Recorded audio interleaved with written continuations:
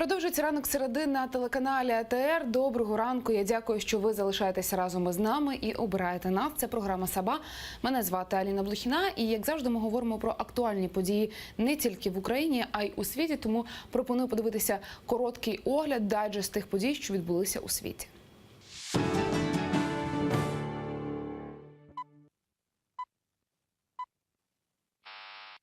Північна Корея провела черговий запуск балістичної ракети з провінції Пхенан-Намдо. Ракета подолала близько 1000 кілометрів, після чого впала в Японське море у економічній зоні Японії.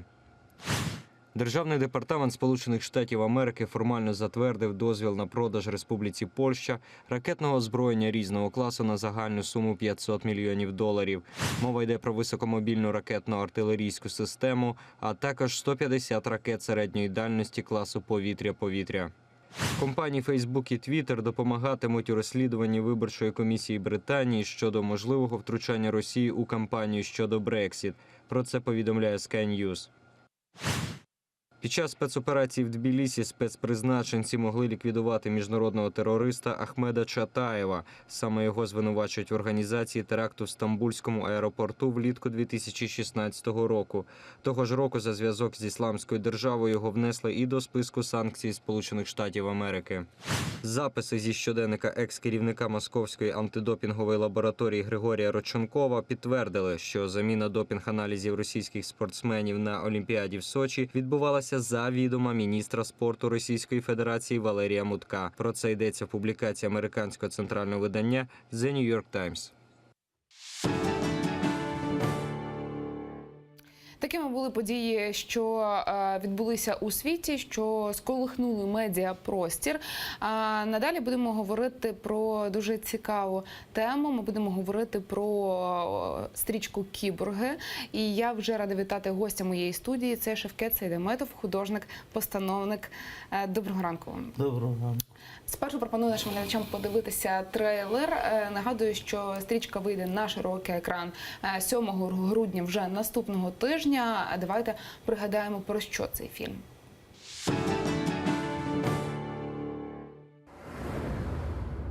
Привіт, донечка. Привіт. Ксенечка, я люблю тебе. Доброволець Антон Ясинський з позивним «Мажор» прибув у ваше розпорядження. В армії служив? Ні. Я должен. Я повинен бути тут. Що ти відчуваєш, коли людей вбиваєш?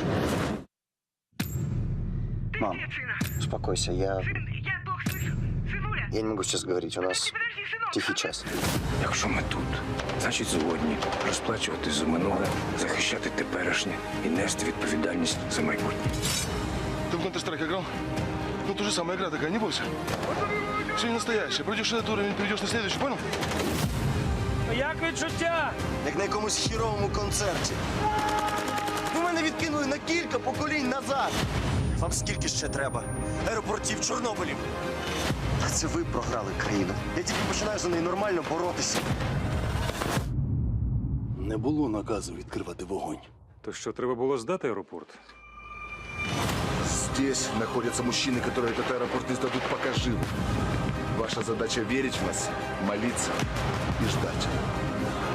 Потому что скоро все мы вернемся, новую страну строить. Аэропорт наш, котики. Слава Украине!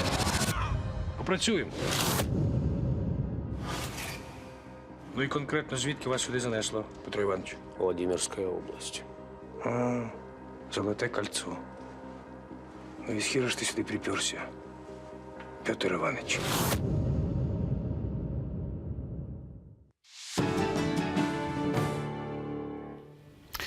Мы увидели официальный трейлер фильма «Киборги», который 6 декабря, в День вооруженных сил Украины, в кинотеатре состоится премьера «Киборгов» режиссера Ахтема Сайтаблаева. И уже 7 декабря, на следующий день, она выйдет на широкие экраны, и украинский зритель сможет увидеть этот фильм. Шевкет Ага, видели мы сейчас кадры, да, из «Киборгов».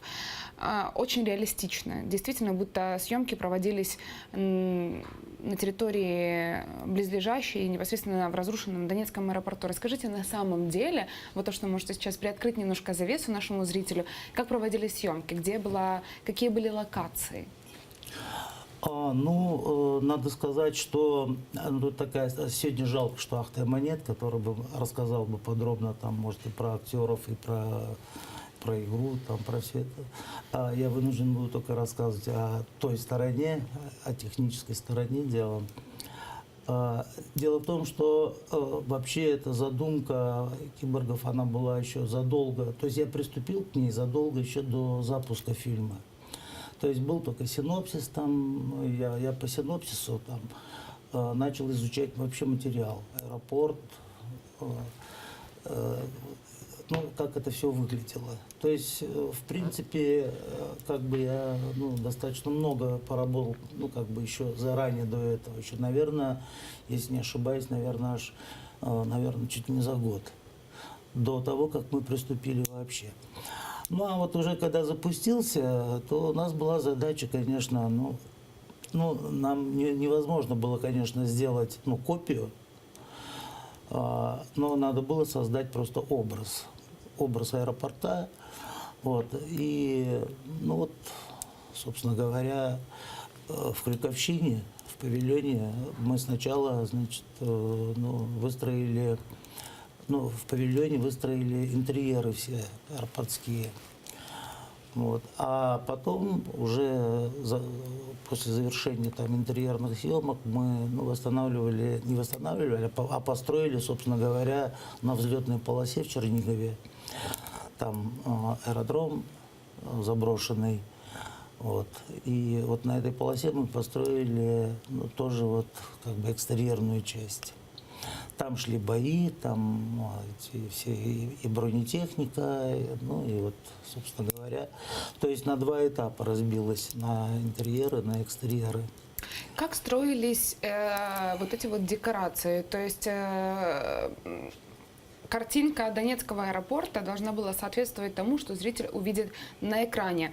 Вы сказали, что вы год изучали, готовились к этим съемкам. Да. Как вы сравнивали? То есть это были фото, видео, материалы. Вот как вы воссоздавали эту декорацию? Это прежде всего это фотоматериалы, это и фильмы, и причем я смотрел еще и сепарские фильмы, и там они же тоже снимали очень много, то есть материала было много, достаточно много материала было и в интернете, но у нас же сценарий, у нас в сценариях обозначены локации.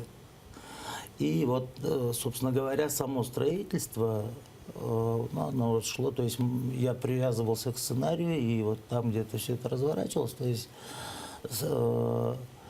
строили декорации по сценарию, собственно говоря, не просто абстрактно там, чего-то там.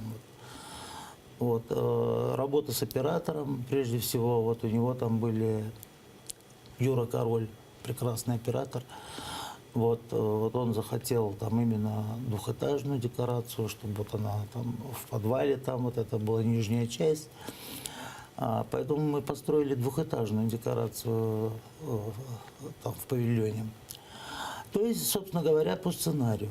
То есть, как сценарий идет, локация сценария. Сколько времени потребовалось для того, чтобы воссоздать этот Донецкий аэропорт на взлетной полосе? И сколько людей работали над созданием этим? Я уж, наверное, как Райкин говорил, здесь помнит, здесь не помнит. Наверное, где-то, я думаю, что месяца 2 в общем заняло вообще. Это причем вместе со съемками даже, я думаю, потому что не все мы успевали к сроку. Мы приступили, в общем-то, в конце декабря, буквально там где-то за неделю до Нового года, приступили, хотя бы подготовительную часть там провести, это все, то есть организовать рабочий сам процесс, все. Строили, по-моему, весь январь. И, наверное, мы захватили еще и февраль. Но я, если честно, то я просто... Надо было мне, может, подготовиться. Я уж по срокам так не очень Это называется, приблизительно, да. Вот. Ну, а количество людей, оно там варьировалось там по-разному. Там вот в зависимости от необходимости набиралось больше, уходили, приходили, ну, такое вот. Была постоянная там часть, где-то человек, наверное, 15-20 бригаде. Ну, тогда вот я, в принципе, ну, кликнул, ну, то есть даже искал, вот, может, атошники, кто в АТО служил, я их просто, ну, они пользовались приоритетом, вот, ну, на моем кастинге называется. Вот я их отбирал, именно чтобы бойцы вот участвовали как бы вот в этом деле. Да. Как раз я читала о том, что действительно консультантами выступали те люди, которые действительно прошли эти события. Приобщали вы, я так понимаю, да, военных, которые... Да, безусловно. Ну, во-первых, ну, я-то как бы впереди обоза всегда же бегу. То есть сначала я строю, а потом уже весь процесс начинается. Но даже вот в павильоне, когда вот мы работали, там, славный человек, там, который нам предоставил этот павильон, Валерий Васильевич, он так проникся вот этой идеей, что мы вот у него там в его помещении строить будем аэропорт. Он помогал как только мог. Ну, все, что в его силах было, он способствовал этому. И более того, вот он там мне даже привел и живого там, ну, киборга, да. Это был первый, которого я видел, но это был один из самых-самых первых. Вот этот человек, я не помню сейчас имени, к сожалению, он показал фотографии, которые, ну, он сам сделал, и видео, и там на тех еще практически аэропорт целый. Но уже вот там где-то чуть-чуть стекла побиты, но совершенно минимально. То есть в самое начало, вот где они заезжали, это какая-то, наверное, были одни из самых первых ротаций. Вот, а потом вот у нас вот там главный герой, его прототип Кирилл Недря, он был консультантом фильма, потом вот он прибыл как бы на дислокацию. И, естественно, я вот там ходил за ним по пятам и расспрашивал, ну, о любых деталях, какие только, ну, могли бы быть, потому что, ну, кино это же так, фактура, там нужна вот какая-то это. И вот я вот только все помню, он говорит, побольше стекла, потому что там, собственно говоря, собственно говоря, это же современная это архитектура, сам аэропорт имени Прокофьева. Вот. Бетон, металл и стекло. И, в принципе, больше ничего нет. Ну и вот, то есть Кирилл, собственно говоря, и консультировал. Но он, собственно говоря, когда он уже пришел, уже декорация была готовая. Вот, там это по деталям уже по деталям он давал очень ценные советы, там по реквизиту. Это кроме то есть там по этим для актеров, то есть там очень много у него было этих, были вопросы, которые он там помогал решать. Вот. А вот по моей части, как бы по художественной, вот он тоже большую помощь оказывал в этом деле, да. Вы как раз сказали о том, что это современное здание, то есть вы воссоздавали и холл, и стойки регистрации, да, и там duty-free зону, то есть полностью весь аэропорт? Да, кусками, конечно, кусками, это не, он у нас, наверное, где-то 2000 квадратных метров занимала вся вот эта вот история. Вот, да, но нужны были детали, которые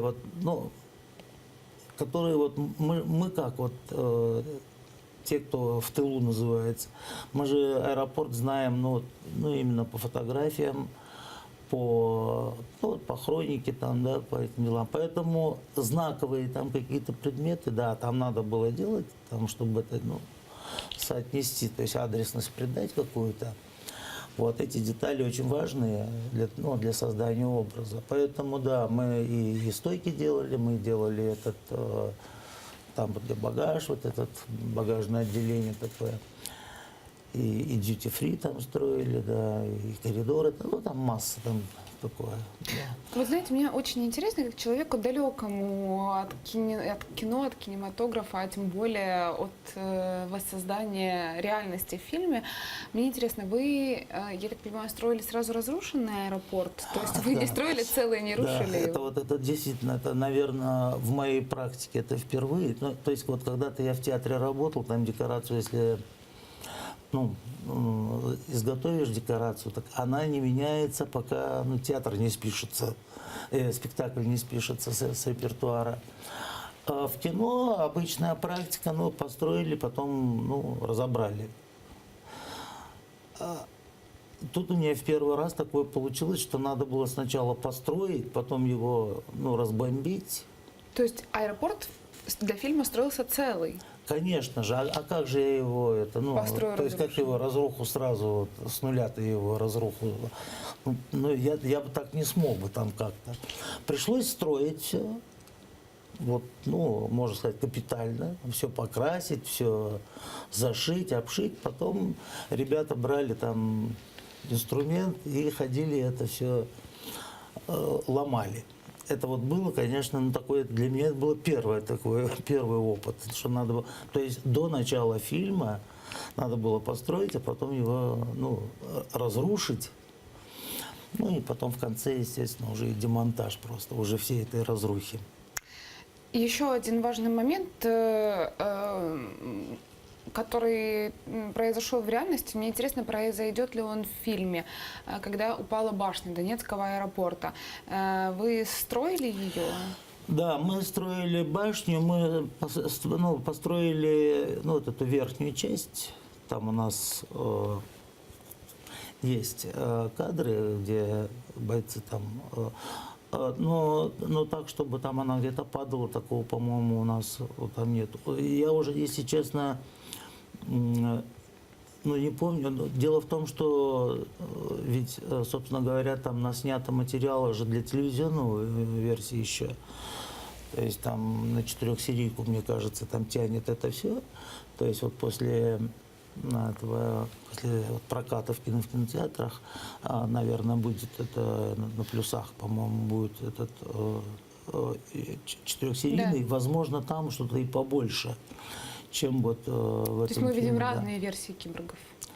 Мы не разные, мы видим выжимку просто, да, то есть очень сжатая, потому что просто надо было из всего материала набрать хронометраж вот этот, который там час 50, что ли, час 52, по-моему, который на сегодняшний день вот будет демонстрироваться.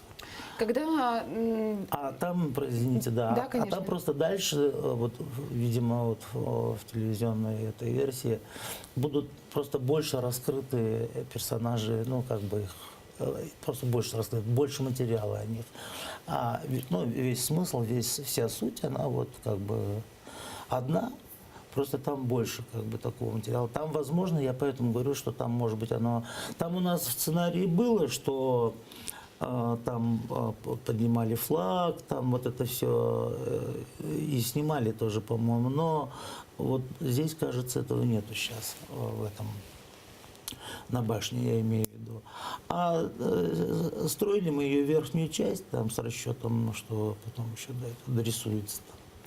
Шевкет Агай, вот вы когда построили Донецкий аэропорт для фильма, и когда его разрушили, когда вы увидели уже окончательную картинку, вы остались довольны?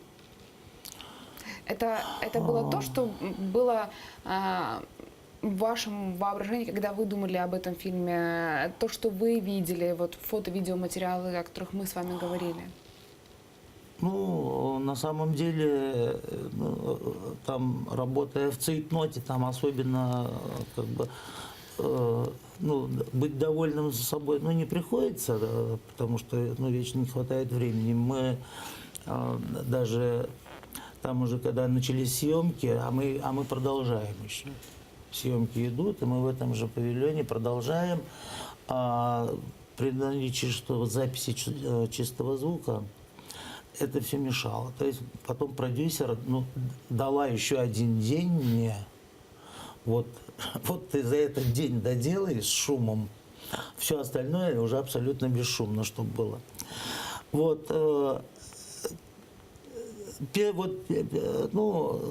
Ведь, в принципе, я же там не был в аэропорту, да, это же я по картинкам и довольный, и недовольный, но... А вот когда появился Кирилл, свидетель, он, собственно говоря, командир этой 5-й роты, о которой мы главные персонажи, вот эта 5-я рота, это ротация.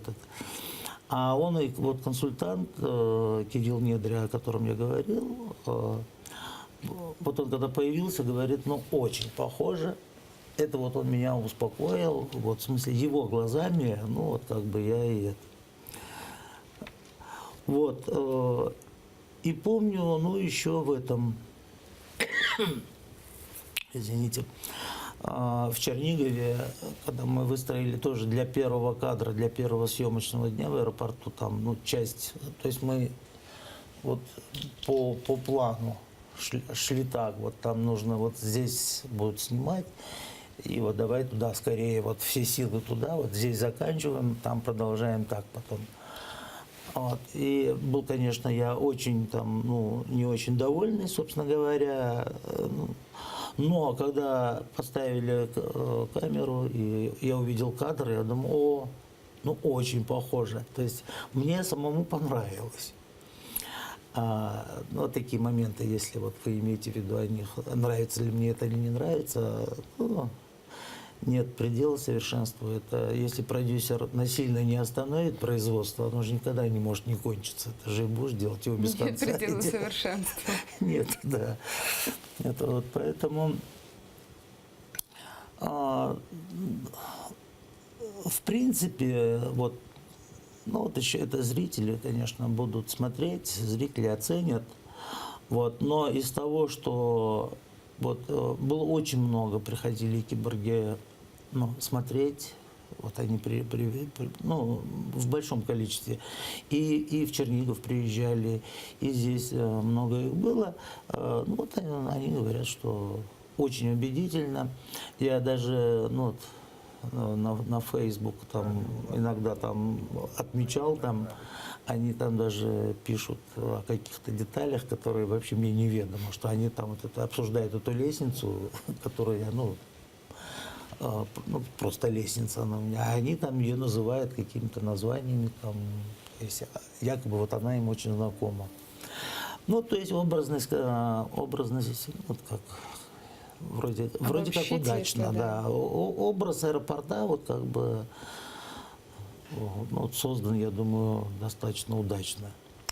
Вы сказали о том, что происходило это строительство этих декораций зимой. Мне интересно, погодные условия как-то влияли на ход работ и на подготовку, и на съемку в принципе? Вы как-то подстраивались, выбирали? Нет. Есть задача, надо ее выполнять. Никаких поблажек ни на холод, ни на что. В Чернигове, конечно, были большие проблемы. Это я потом понял, что это было, я не знаю. То есть задача была же взлетную полосу иметь нам в кадре. И, собственно говоря, аэропорт, и взлетная полоса. Мы ходили здесь, смотрели здесь, я думал, поближе бы, если бы к Киеву, в Киеве бы строить его, это было бы... Были на заводе Антонова, там, нам, в общем-то, отказали, в конце концов, но там... Когда я уговаривал этого человека, я говорю, а что, если мы здесь, с краешку, где-то здесь пристроимся, а у них МРИ, все это. Они говорят, нет. Говорит, слетит. Унесет декорации ветром, не этим самолет, если будет, их самолет разгоняться или что-то. Я говорю, да ну что вы, говорю, ну все-таки у нас-то железо, варим. Там всё. Он у меня говорит, там забор был из сетки от рабицы, так его, говорит, сдуло. Это вот, наверное, это чешет просто, лишь бы это. И мы приехали в Чернигов, дня 3 было нормально, мы уже выставились, и это, ну, потом же уже я понял, что это «Роза ветров», аэродромы же они с учетом ветра строятся же все время, то есть максимальный ветер, чтобы был. И у нас там ветром даже завалило. Мы успели снять, а ветер, я уж там уже больше ничем не занимался. Вот ходил все время, у меня даже вот на телефоне до сих пор этот Черниговский этот регион забит, чтобы я следил это, я чуть ли там палец не мочил и этот ветер каждый день смотреть, потому что все это на растяжках, на распорках, потому что бешеный ветер, и действительно все сносит просто. И завалился аэропорт, пришлось его заново, одно крыло, вот там у нас рукава, вот так называемые, вот, которые выходят в поле туда, свалился, слава богу, там никого не было в этот момент, все были на обеде. Вот пришлось его восстанавливать. Ветер. И я уже потом думаю, теперь я уже точно буду всем советовать не строиться на взлетных полосах. Скажите, То есть вот как бы ветер, да, очень большая была проблема, а температура, ну там что уж. погода нет плохой погоды. Ну, да. Ну, так нет, есть задача, там уже кто смотрит на этот холод. Если есть задача, есть уже график, там начало съемок уже обозначено, там когда каждый день, то есть по ходу там кто как угодно, там, условия какие-то создаешь себе, конечно, там для, чтобы греться там называется, но не так, что вот там ходить греться. То есть как на фронте. Шевкетага, кроме Донецкого аэропорта, воссозданного для этого фильма, вы сказали, что была еще локация. Где еще происходили съемки? Что было воссоздано там? Какие декорации были там сделаны? Еще у нас вообще сами съемки, вот, экстерьерные съемки, то есть на натуре, там Десна, в общем, там полигон танковый. И вот то, что мы, вот первые кадры, вот, которые смотрели сейчас, это снималось там. Тоже в Чернигове, там чуть дальше, да. Вот. И у нас там была локация, база в Песках. Вот мы там в каком-то ангаре, там, в общем, как бы построили эту базу. Вот, то есть эта локация такая была, там потом все остальное это на натуре в Чернигове. Вот. Это уже, наверное, потом там, наверное, будет, потому что очень хорошие были кадры снятые. Там был такой типа госпиталь, не госпиталь, такой походный. Скорее всего, вот он уже в телевизионном варианте будет. Там мы построили тут госпиталь, оформили. Так постарались, чтобы там хоть немножко было смешно. Вот. Поскольку время есть, я могу даже рассказать. Конечно, расскажите. Да, там просто забавно. Локация, она обозначена как госпиталь. А там, значит, вот в разговорах, там, значит, у нас же в субботу ранят, и его вывозят. Вот мы видим, что его только вот, привезли, там, это вот в конце, уже в финале фильма.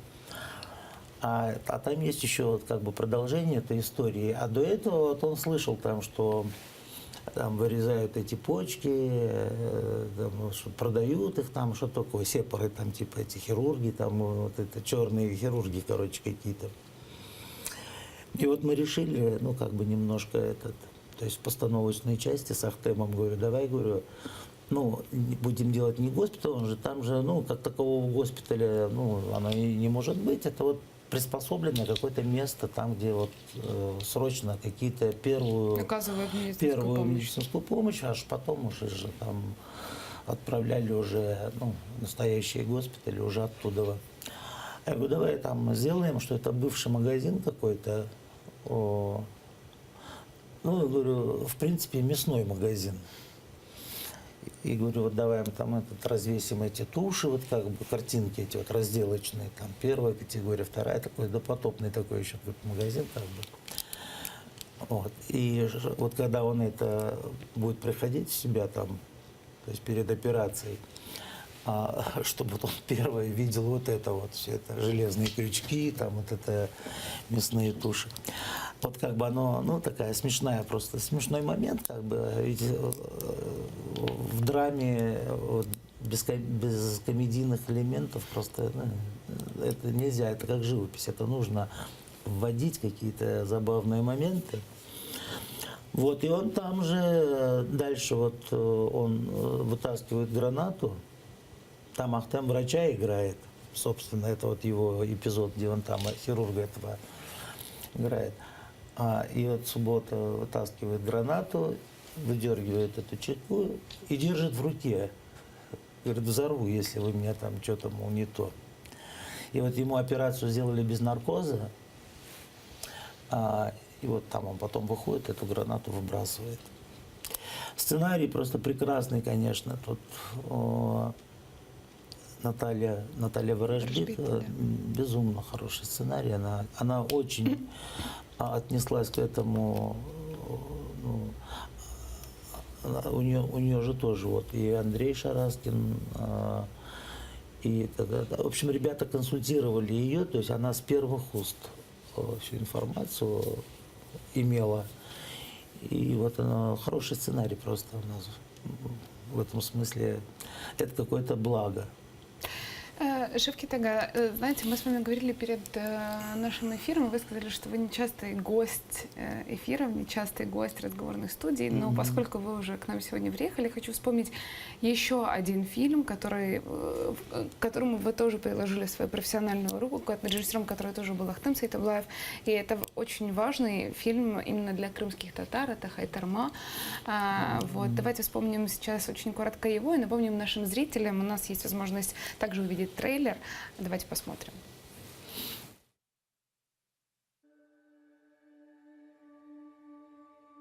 Слышь, Ваня, что это ты вот этой железякой разговариваешь? На позапрошлой машине до аэродрома дотянул. С развороченным фюзеляжем, перебитыми тягами. Такая вообще летать и должна. Если не долетела.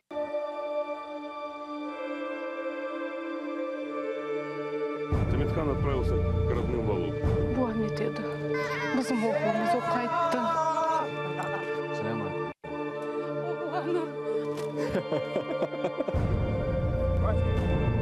Ты бы здесь водички напиться. Мына бұйысы Феридеге. Сіз қайдан білдіңіз? Аналар ершені біле қуаным. Сегодня по этой улице не ездят, сегодня на ней радуются. Мужчины, ваши награды у вас на груди, а их награды в наших сердцах.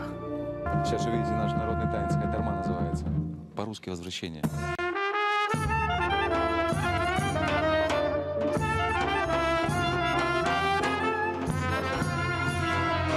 Война, сынок, здесь происходит. Тебе в своих стрелять придется. Приступить к операции. Открывайте НКВД. Султан! Согласно приказу, все лица татарской национальности объявляются изменниками Родины. Я крымский татарин. У меня сын герой! Сына, бегите! Крымские татары! Предатели советской Родины! Через 15 минут начнется погрузка по машинам! Я же сказал, на сборе 15 минут. Приказы конвоя выполнять четко и беспрекословно. Шаг вправо, шаг влево. Конвой стреляет без предупреждения.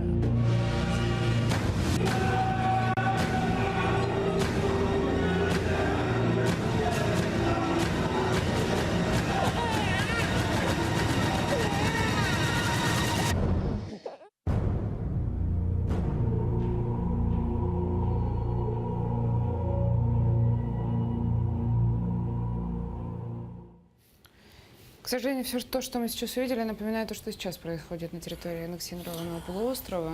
Да, к сожалению, да, оно такое какое-то пророческое получилось кино. Вот, хотя, конечно, воспоминания о съемках, о производстве этого фильма очень теплые. Мне очень нравится этот фильм. Там мне все нравится. Вот. Да, это была, наверное, это вот с Ахтемом, наверное, это как раз первый фильм, который начали. Потом мы с Айде, это «Чужая молитва» называется. Вот это. И вот сейчас это третий фильм подряд, вот как бы на военную тематику. Хайтерма, если я не ошибаюсь, вышел в 2012 году. Уже вот 5 лет прошло со времен выхода его на большой экран. Расскажите, то, что вам запомнилось вот из тех съемок ярче всего, возможно, какие-то секреты, знаете, которые остались за кадром и известны только тем людям, которые непосредственно работали над этим фильмом? Ну, я даже не знаю, как ответить на этот вопрос. Там, в принципе,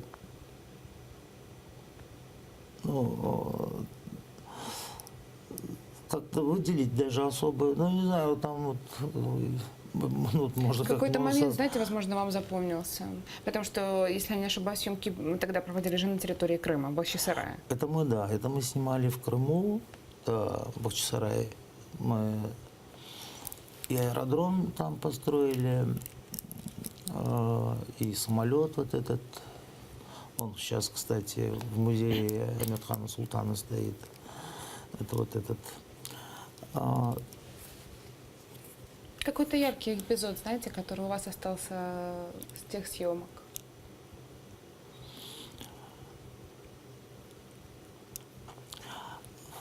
Вы знаете, оно, в общем-то, я затрудняюсь сейчас как-то выделить. Если бы я был бы готов к такому вопросу, я, может быть, придумал бы там, да, самый яркий какой-то момент. Они достаточно, все яркие.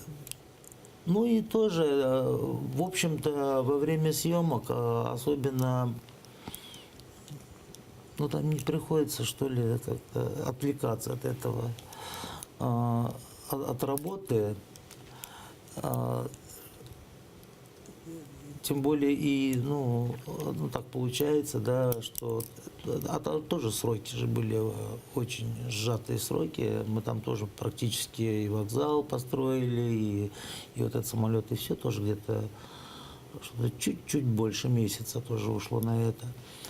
Вот, то есть, когда сжатые сроки, все, то есть я имею в виду, не всегда приходится сидеть за монитором во время съемки.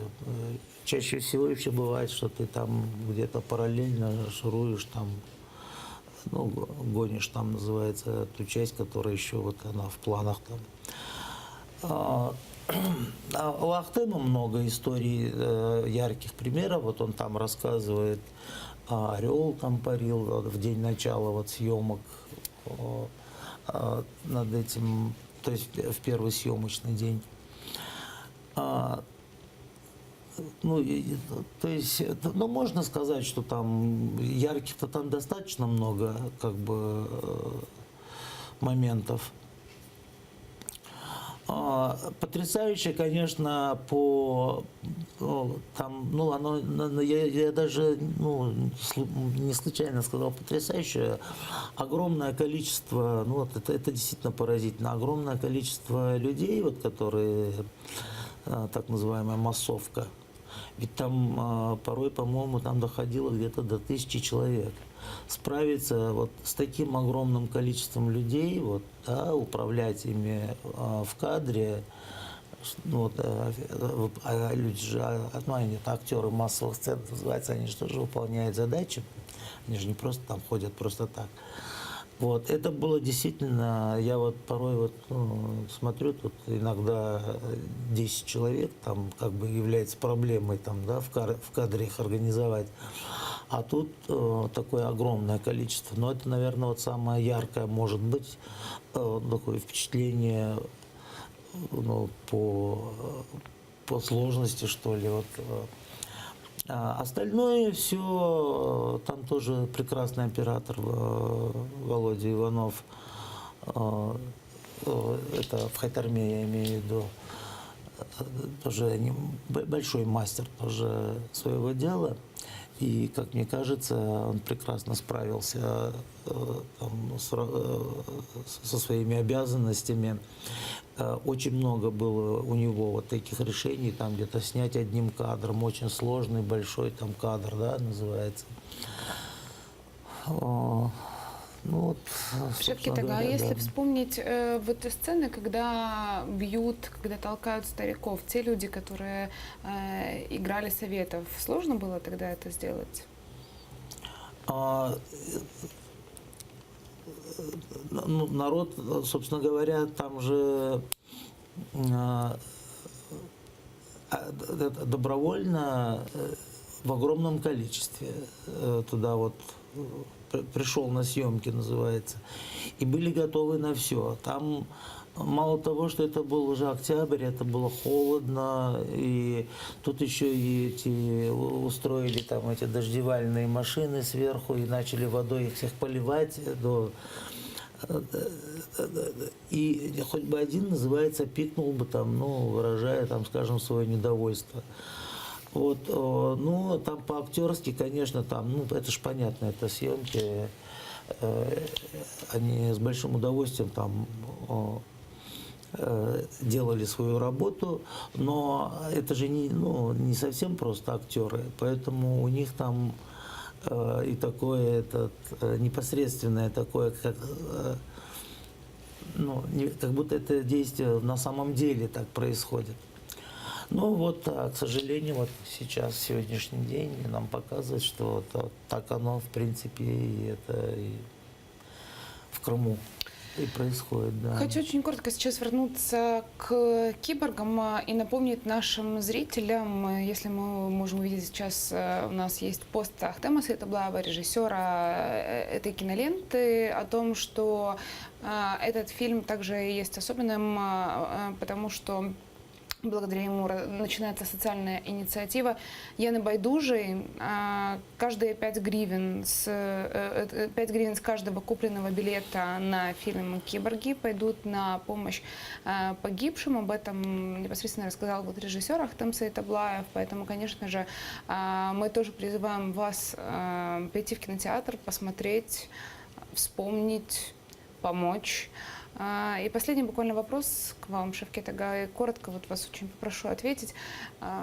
Почему зритель украинский должен прийти на этот фильм? Потому что идет война. В стране идет война. Очень много жертв. И кроме того, что вот, ну, помочь семьям как бы погибших бойцов, вот, собственно говоря, посмотреть, какой ценой, собственно говоря, дается вот этот мир, в котором мы находимся, вот, вне зоны боевых действий. Шеф Кетага, спасибо вам большое за интересный разговор. Вы и правда приоткрыли нам завесу того, что происходило во время съемок «Киборгов». Конечно же, будем ждать фильм в прокате. Спасибо большое вам, що прийшли к нам сьогодні в студію. Шевкет Сейдаматов, художник-постановник, був гостем цієї ефірної години. На цьому програма «Сова» завершується і прощається з вами до завтра. Я дякую, що були разом із нами і свій ранок розпочали разом з телеканалом АТР. Бажаю вам тільки хороших новин.